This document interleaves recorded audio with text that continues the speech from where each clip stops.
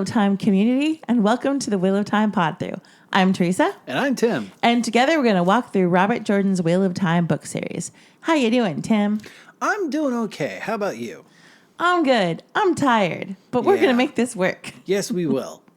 Before we get started, we just want to remind you that this is a reread. We assume that you've read the entire series, so there will be spoilers. You have been warned. All right, Tim, what are we going to be doing in this episode? Today we'll be discussing chapters 16 and 17 of The Great Hunt, where Rand meets a beautifully mysterious woman, and they get some more information about the weird world that they're in. Chapter 16 is called In the Mirror of Darkness, and the icon is the dragon fang. Here's a quick summary to act as a reminder for those of you who are not reading along with us.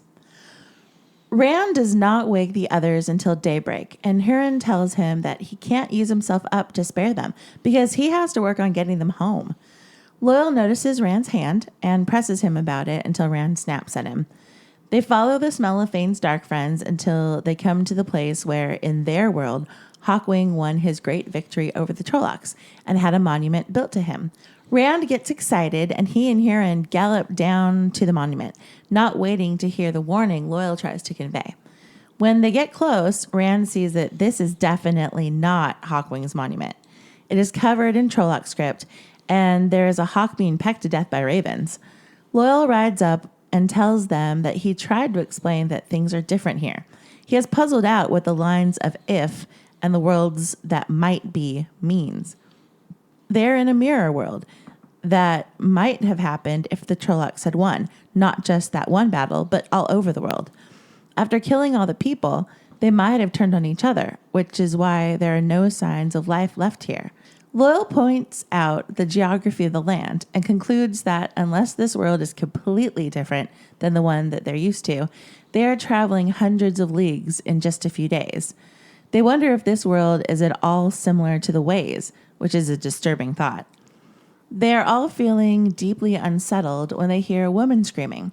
Rand takes off after the sound, heedless of Loyal calling after him to be careful. Rand finds a young woman and her horse being attacked by a creature the size of a bear, but with the gray-green leathery skin of a frog. Rand shoots it with an arrow, and it turns to charge at him. He sees that it has a wedge-shaped head and a horny-lipped beak of a mouth, and 3 eyes ringed by hard-looking ridges. The woman tells him in order to kill it, he needs to shoot it in the eye. Rand reluctantly seeks the void in order to make the shot. The woman compliments Rand on his good marksmanship, not bothered at all by the grom in its last dying throes. She's dressed in all white with silver accents, and Rand thinks that she is by far the most beautiful woman he has ever seen. Loyal and Huron join them, and they are just as awestruck by her beauty as Rand is. He is tongue-tied and bumbling, but manages an introduction. The woman says her name is Celine and that she's from Cairn. She says that she was out riding and stopped to take a nap. When she woke, she and her horse were in this strange world. She hopes that Lord Rand will save her and get her home. Rand can't bring himself to tell her that he is not a lord and promises to help her, but first they have to find the men they're after. Celine asks about them, and much to Rand's displeasure, Huron spills the whole tale, mentioning dark friends, Trollocs, and the Horn of Valair. Rand swears Celine to secrecy about the horn, and she tries to get him to promise to let her touch it when it is found. They get on their way, and Celine rides with Rand, talking about greatness and glory. Rand protests that he doesn't want it, but she tells him that all men want to be great. She notices that his hand is hurt, and before he can stop her, she takes off his bandage to examine his palm. She uses an ointment on him that works as well as one of Nynaeve's treatments, all the while talking of glory. Rand asks her if she's an Aes Sedai, and Celine responds with scorn. After that, she drops back to ride with Loyal, and Rand already misses her company. After a while, Loyal rides up to speak to Rand, and he sees that Celine is now riding with Huron. Loyal tells him that they guessed right, and that Celine said the Aes Sedai that made the Ways studied worlds like this to learn how to grow them. She says there are worlds where it is time rather than distance that changes. These other worlds are reflections of the real world. This one seems pale because it is a weak reflection, a world that had little chance of ever being. She says that the pattern has infinite variation, and every variation that can be will be. When Rand questions how she could possibly know all that, Loyal explains that the Royal Library in Carrion is possibly the greatest in the world, so she must have studied. Celine rides up to join Rand, and Loyal falls back. They talk for a bit, and she compliments Rand again on his talent with a bow. Rand tells her about Tam teaching him the void, and she calls it the oneness. She tells him that in order to use it to its fullest, he must wrap himself in it continuously. He may even learn uses for it that he'd never expect. She presses him, and he snaps at her and questions how she knows so much. She dodges and tells them that the portal stone she came through is close by. Rand is afraid to use the power, so he hides behind the excuse of finding the horn.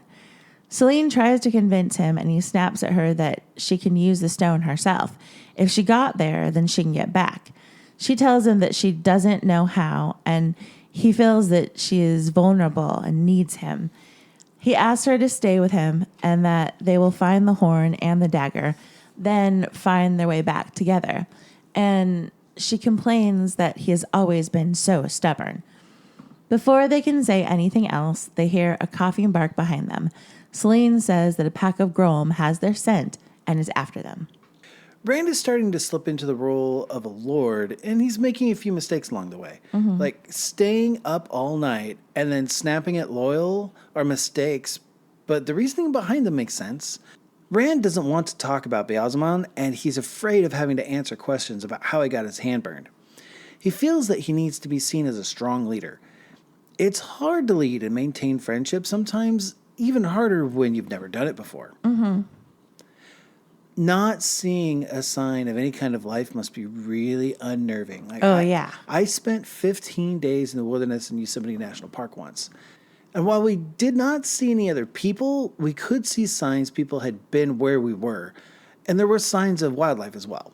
Like, that experience would have been much harder on me if there were no signs of life in the place that I had never been before. Right. I can only imagine what it would be like for the three travelers. Yeah, I mean, it's so creepy not to hear any insect or small animal noises. Yeah. You know, Rand was raised in a forest, so he knows that the lack of wildlife means danger. It's subtle, but it's a very definite sign that this world is not right. Yeah. That small voice in the back of Rand's mind got me thinking. I have really had a hard time trying to figure out how much of these inner musings are Rand and how much is LTT bleeding through, especially in these early books. Because Rand is so young and green. Rand is not dumb, but sometimes he has some thoughts that are wise beyond his experience. Like the line where Rand is complaining to himself that he didn't ask Kieran to take him for a lord. And it says, but he did, and you let him. You made the choice, and now the duty is yours. Is this Rand and his Two Rivers upbringing, or is this LTT starting to influence him? I'm pretty sure that is a direct result of being raised by Tam Althor. Because I can see Tam saying those exact words to Rand. Like, if Tam was there. Yeah, you're right. Like, that to me feels like Tam's voice in Rand's head. So if I had to choose, I would say it's not Bleed Through. I think it's Tam's influence. Okay. And it's really early for Bleed Through. Like, there is some Bleed Through, I think, as far as like how Rand is able to pick up some of the channeling and his sword skill and stuff like that. But as far as like a voice in his head, it's still early for that. Okay. But again, like, it's one of those things I get confused. Like, when does it start and when doesn't it? You know? Yeah. Well, I think that Jordan pushed the crazy really far earlier in the books, and then he had to scale back a bit when he realized that he was going to get so many more books. Yeah. So maybe it is Bleed Through, but I personally just think it's Tam's influence in this particular instance. Okay. Rand is so excited about seeing Hawkwing's monument that he's totally ignoring Loyal, trying to tell him that something's wrong. He's laughing as he gallops toward it. Yeah. And it's such a huge letdown when he sees it clearly. Also, real quick, I want to point out the names of the Trolloc bands that Rand recognizes and how Jordan played with the words so that they all refer to like demons and spooky stuff. Oh, okay. Like I'm sure I'm going to pronounce this poorly as we do. But Us? Never. there's Davol, which, is devil, and then Daimon, which is like demon. And then Kobal, and I guess a Kobal or Kobal is the demon prince of dark humor. Oh. There's Afret, which is like afraid. So I don't know. It's just for a fun little exercise. You should look up all of the Trolloc bands because he was really clever with the names, and it's a nice touch. Nice. It's all tied to real world stuff. It's fun. Like I don't exactly know how many there are. I want to say there's somewhere between like 12 and 20. And they all have like little play on words of like demons and spirits and words like afraid and things like that. Huh. So it's fun. You should look it up. It's on the internet somewhere. The internet has all the things these days. The Hawkwing Monument has been replaced with a Raven Monument with Trolloc script. And just in case you missed it, Lowell explains the lines of if again. I don't want to step all over the coolness of this multiverse theory because I do like it. But if what Loyal said is true, the Trollocs won the battle instead and probably killed all the people, then turned on themselves. If that's what actually happened, then who built the monument?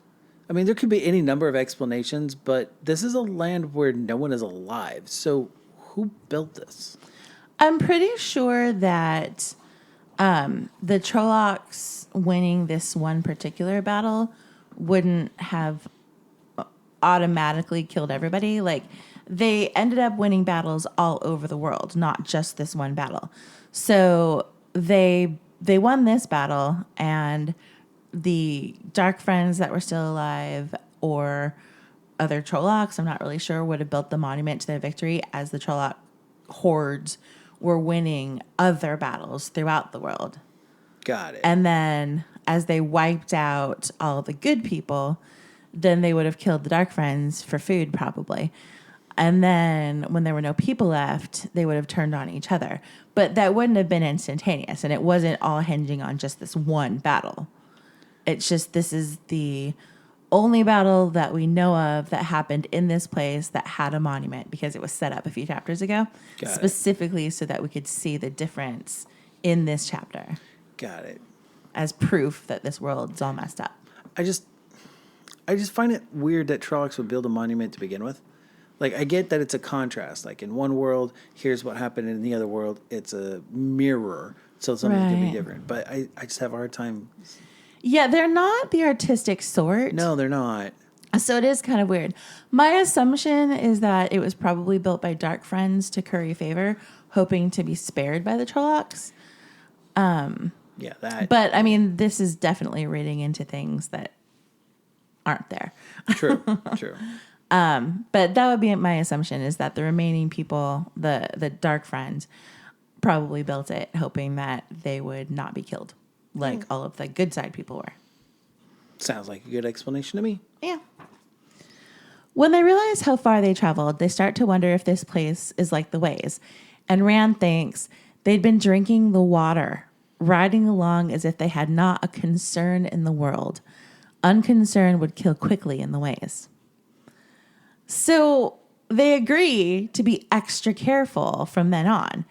And then 2 seconds later, Rand is galloping off after the scream that he hears. And Loyal's all like, damn, Rand, you just said to be careful.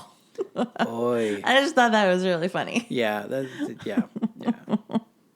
You know, if you had not already read this, Rand and Company hearing a screaming woman really ratchets up the suspense. Mm-hmm. But since this isn't my first time through, and I know what's really going on, I seriously roll my eyes when I read this now. Lanfear has set up a situation that plays into every possible trope to play into Rand's sensibilities. You can't fault Rand for being human and coming to the aid of a screaming woman who's alone and facing down a very large animal. But this is no helpless woman.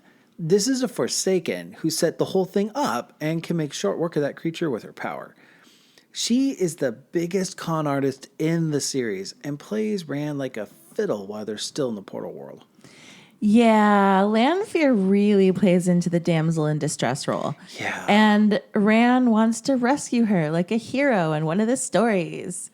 When he saves her, she tells him, "I am yours, Lord Rand al'Thor."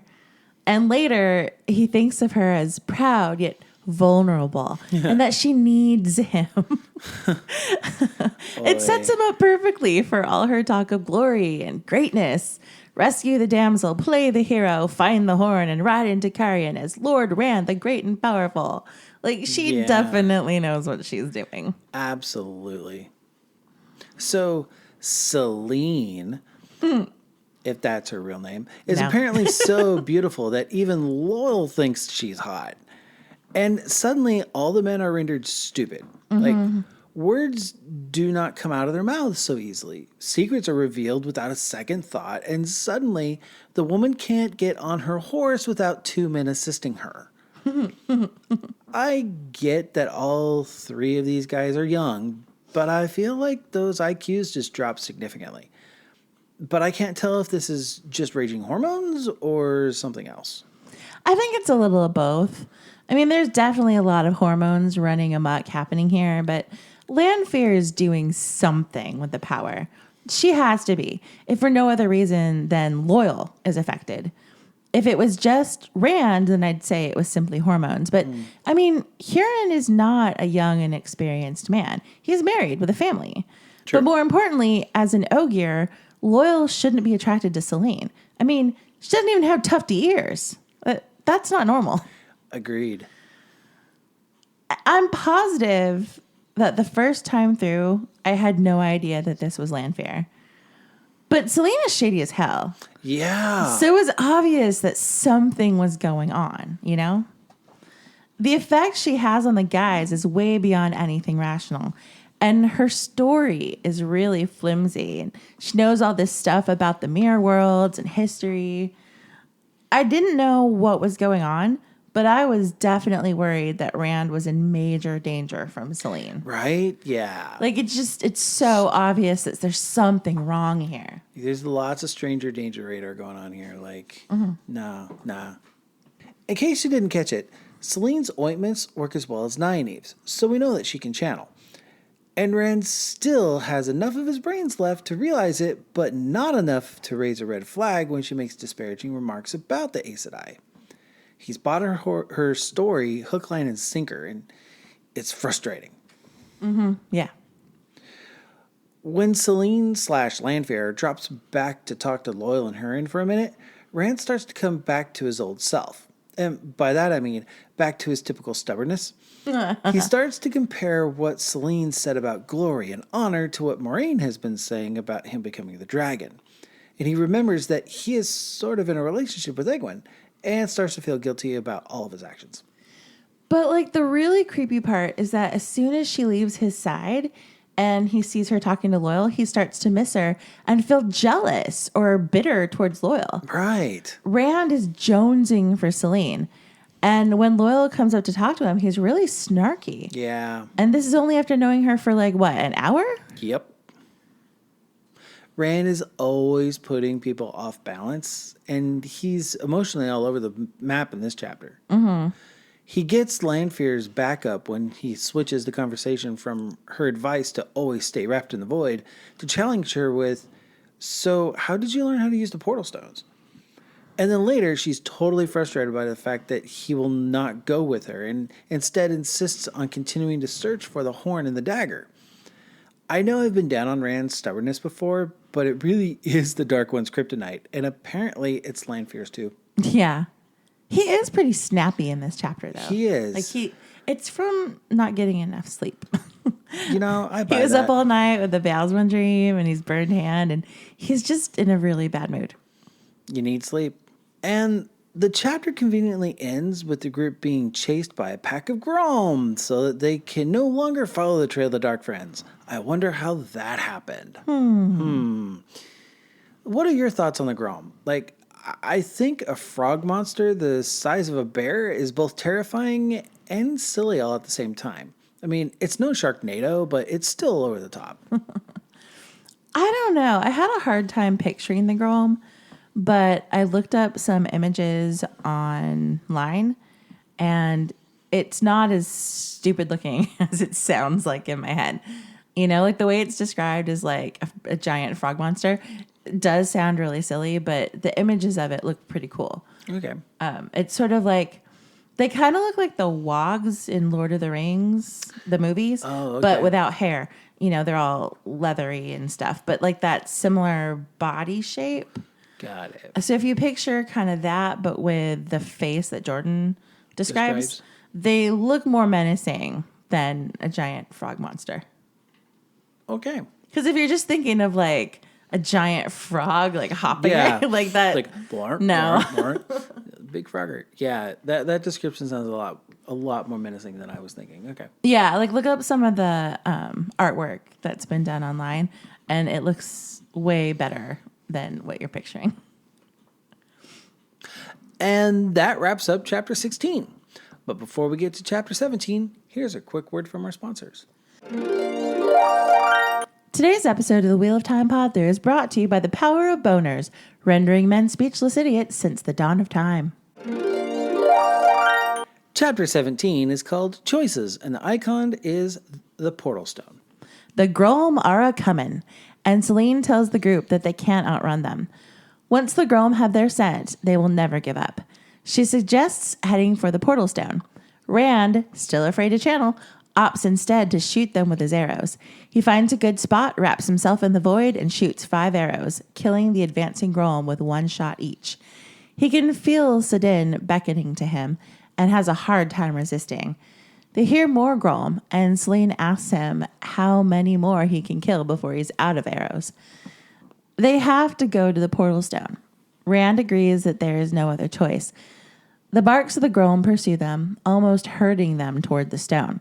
Rand reasons that Selene has to be able to channel if she got to this world, and tries to talk her into using the power instead of him, but she claims to have no knowledge of how the stones work. He has to do it. Selene shows him the symbol for the real world and says that she read it helps to concentrate on the symbol. Rand puts his hand on the symbol and reaches out to touch Sedin, and everything starts to flicker. The symbol burns under his hand, and he screams in pain. He feels hands pulling him away, and he feels the power slip away from him. Rand managed to transport all 4 of them, plus their horses, back to the real world. Rand asks Selene not to say anything about him and the portal stones to anyone, because even he doesn't understand what he did, and people can be twitchy about things they don't understand. She agrees, and he asks Huron about the trail. Huron can't smell it, but he can track back to where he lost it in the mirror world. Rand is worried that they have lost the horn and the dagger, but Selene tells him that time works funky in the mirror world. They were following the trail the Dark Friends would have taken, so they should stake out the place where Huron lost the trail and wait for the Dark Friends to come to them. Rand likes this plan for now and hopes that Ingtar will find them. Selene flatters him, and he tells Huron to find a place to camp well away from the stone. Rand can't seem to stop himself from looking at and thinking about Selene, her flattery, and her smiles. I've been pretty harsh on the portal world so far, and just wanted to say that stuff happens in this chapter that I really like. Okay. For instance, I can't wait to see the scene where Rand sets up to take down the Grom on TV. Rand staring down the oncoming rush of baddies, bow in hand like Robin Hood or Legolas, systematically taking down each one, not missing a single shot. Like a big damn hero. Ain't he just? Selene is the only one not panicking over the Grom. She's calm and in control, further indication that they pose no real threat to her. Also, where did the Grom come from? Yeah. We will see later that the Shan-Chan have Grom, but they don't seem to exist on mainland Randland. So, did Lanfair bring the Grom with her? And if so, did she make a pit stop in Shandar first? You know, I think the Grom may have been some kind of creation of the Dark Friends at some point, possibly. So maybe she created one. I know Agonar was one of his reasons he was a Forsaken was a big baddie is because he created things like Trollocs. Right. And worms and things like that. So the Grom were a creation of Agonar? Maybe. Or maybe they just got exterminated on this continent through the various different wars, the Trolloc Wars and things like that, but they didn't get like exterminated on the other continent where the Sechin live. That could also be another explanation. That's possible. I didn't think about them existing on Randland, like mainland, Randland, like way back. Uh-huh. Because that's a possibility too. Yeah, that is a possibility that I hadn't considered. Okay. Because it just seems weird that she would like kind of make a pit stop to pick some Grom up first. Yeah, and in the worlds of If, like maybe they just didn't get exterminated because the forces of the Dark One won instead of the forces of the Light. Right. They didn't get hunted down. Maybe. Okay. And only the Sechin would turn such a horrible thing into a pet. So. Sanchin, my bad. Yes. Yeah. I realized this time through that Lanfair is not just trying to get Rand to accept the destiny she has laid out for him. She's testing him. Okay. The whole damsel in distress bit, the arranging of the ambush, and then forcing Rand to use the portal stone, all give her insight into who Rand is and how much work she needs to get him to be the man she wants. Something does bother me. How does Selene know that Rand reaches out and touches the source? Is this because his demeanor changed? It's pretty well established later on that women cannot sense men channeling without some kind of aid, like the hairpiece that Codswan wears. I think she can tell that he's wrapped in the void, or the oneness, as she calls it, because of his hyper focus while shooting and his demeanor of being lost in his own world. I don't think that she can tell that he touched the source, but she's trying to get him to stay wrapped in the void. Oh, okay. So she doesn't sense that he's actually touching the source, but just that he's in a sense of oneness. Yeah. Okay. Yeah. Like she can probably recognize the oneness from her time spent around men who channel. Okay. And she knows that in order to channel, you have to get to the oneness first. Like you go through the oneness into touching Sidin. Got it. So she wants him to be constantly wrapped in the void so that Sidin is always there, because it's harder and harder to resist touching it when you're on the cusp.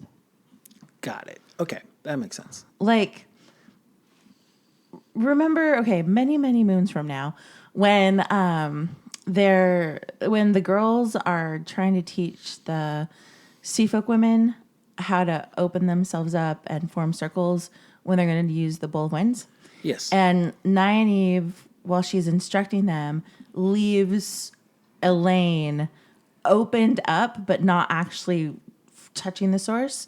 And it's like Elaine's like popping out with beads of sweat, and she feels like she's about to pass out. And she's in that sort of limbo state. I think that's similar to what the oneness is once you're used to channeling. Got it. It's hard to open yourself up and be in the void without touching Sidin once you're used to it. Is my assumption.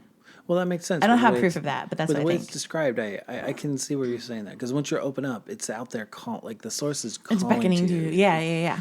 It's singing to you, I guess it says in other places. But yeah, okay.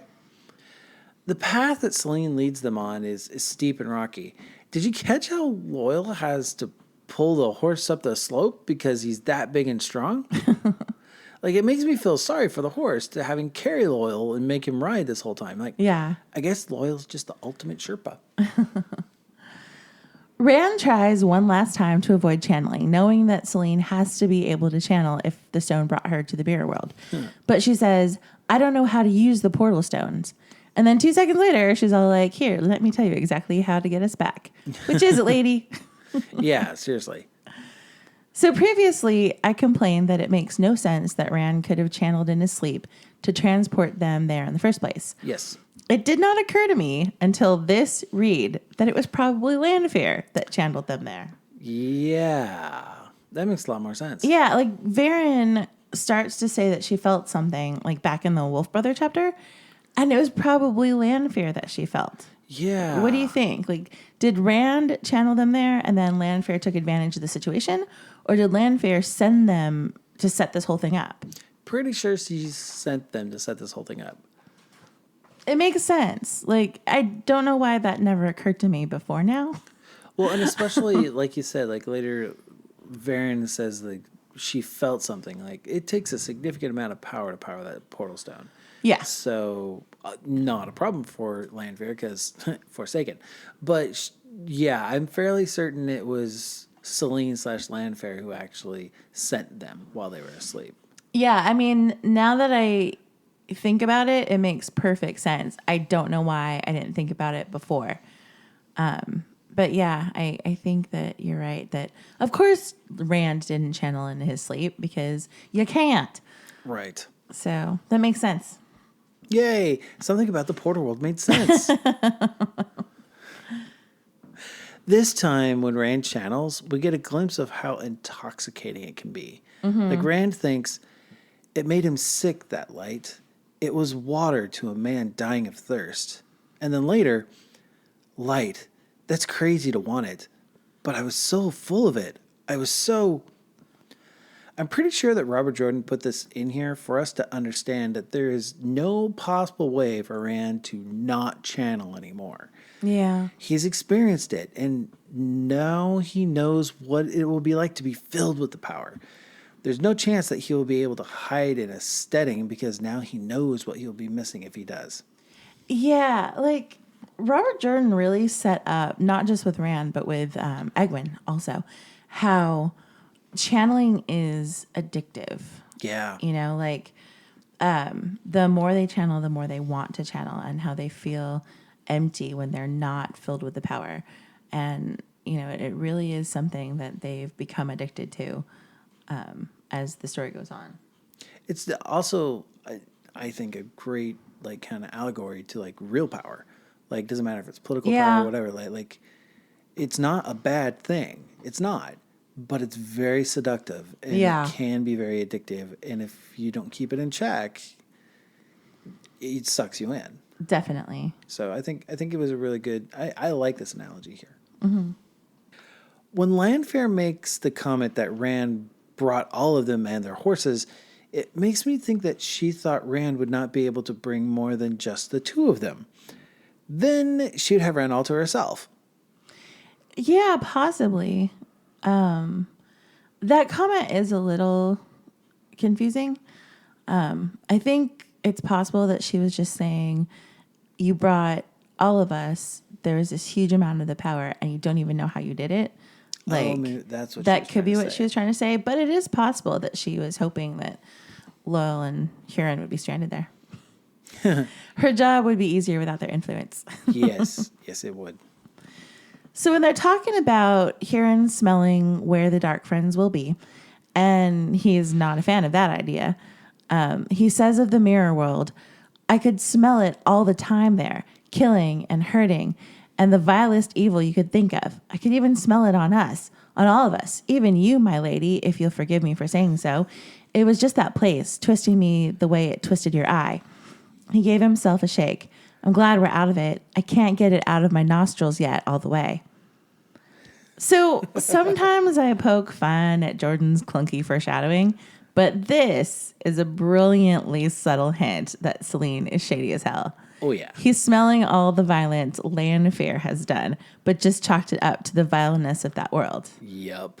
Very good job on Well Jordan's done. part. Well done. So I thought that it was funny when Rand agrees to Selene's plan. Her response is, a very wise decision, Rand, and well thought out. Rand takes it for flattery, and I'm sure that's how it was meant. But if you actually think about what she's saying, he's just going along with her plan, and she's like, great idea, you're so brilliant. It just made me chuckle. She's basically patting herself on the back, but disguising it as flattery towards Rand. Yeah. And we are left with one final thought from Rand. Egwin wouldn't have said that I was wise. Egwin would have called me a woolhead. I'm going to go on record and say that she would, and I'm totally on her side if she did. Rand is being a complete idiot in these chapters. Sheep herder. And that ends chapters 16 and 17 of The Great Hunt. Join us next week for chapters 18 and 19, where we see Aes Sedai on boats, Rand's raging hormones almost getting him killed, and the Horn of Valere. We hope that you enjoyed this episode of the Wheel of Time Pod-Thru. We'll see you again next week. Make sure you rate and subscribe to us on iTunes or wherever you get your podcasts. If you could leave us a positive review, it would really help us out. You can tweet us at WhatPodThru or email us at whatpodthru@gmail.com. Tell us your thoughts on anything we covered today. That's WOTPODTHRU@gmail.com. Thanks, everybody, and we hope the wheel weaves you in our direction again soon.